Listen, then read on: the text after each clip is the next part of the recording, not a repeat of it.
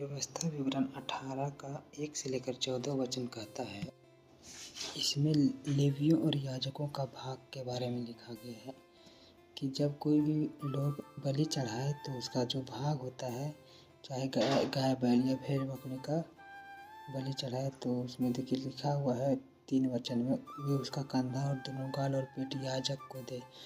मतलब कि यहाँ पर जो भी कोई याजक रहते हैं, उस पुराने ज़माने में जो भी कोई याजक थे, तो उनका पालन पोषण परमेश्वर के भवन के अनुसार होता था, क्योंकि परमेश्वर ने याजकों और लेवियों को चुन लिया था कि वे परमेश्वर की सेवा करें।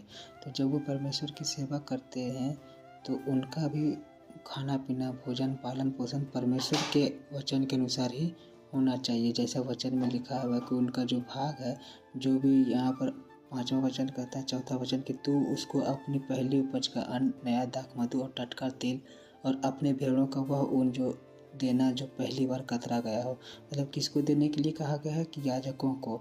मतलब कि एक तरह से समझिए कि दशमांश देने के लिए कहा गया है। जो हम लोग दशमांश देते हैं परमेश्वर के भवन में, उनसे याजक का पालन पोषण हो, इसी विषय में कहा गया है।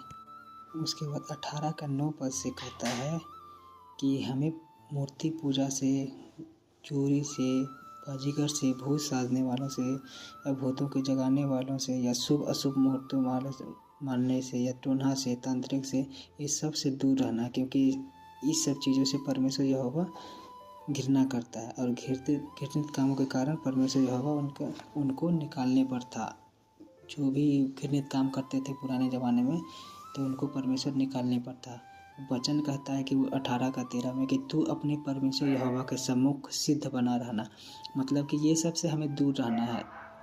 जब इजरायली उस देश में जाने पर थे तो उनका भी मन भटक रहा था, इधर उधर हो रहा था, लेकिन फिर भी परमेश्वर ने जो जो चेतावनियाँ समय समय पर, जब जब उनको लगा कि इसको चिताना चाहिए, तो समय समय पर अपने नबियों के द्वारा, अपने वचनों के द्वारा इजरायलियों को चिताते थे। इसमें कहा, वचन में कहता है कि अब जो अपने बेटे या बेटी को आग में होम करके चढ़ाने वाला या भावी कहने वाला या शुभ अशुभ मुहूर्तों को मानने वाला या टोन्हा या तांत्रिक या बाजीगर या ओझों से पूछने वाला या भूत साधने वाला या भूतों का जगाने वाला हो, क्योंकि जितने ऐसे काम करते हैं वे सब यहोवा के सम्मुख घृणित हैं, और इन्हीं कामों के कारण तेरा परमेश्वर यहोवा उनको तेरे सामने से निकालने पर है।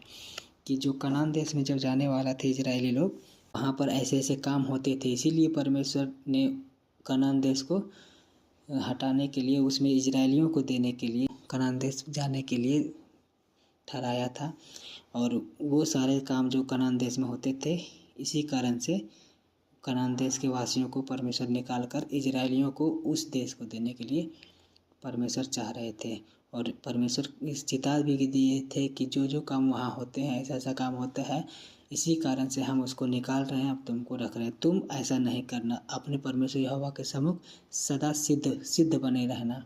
वो अशुभ मुहूर्तों को ना मानना, ना उनके जैसे काम करना। परमेश्वर का वचन यही कहता है कि, और हमें भी आज इस वचन में हमें भी ऐसा करना है कि जो भी हम सीखते हैं, जो भी हम सीखे हैं, जो परमेश्वर का वचन कहता है, हम जब संसार में रहते हैं तो हमें परमेश्वर के वचन के अनुसार चलना है। हमें भी भूत सिद्धि वालों से नहीं मिलना है, शुभ अशुभ मुहूर्तों को नहीं मानना है, टोन्हा नहीं करना, तांत्रिक के पास नहीं जाना है, ओझा के पास नहीं जाना है। ये सब चीज़ों से दूर रहना है, क्योंकि परमेश्वर भी इनसे घृणा करता है।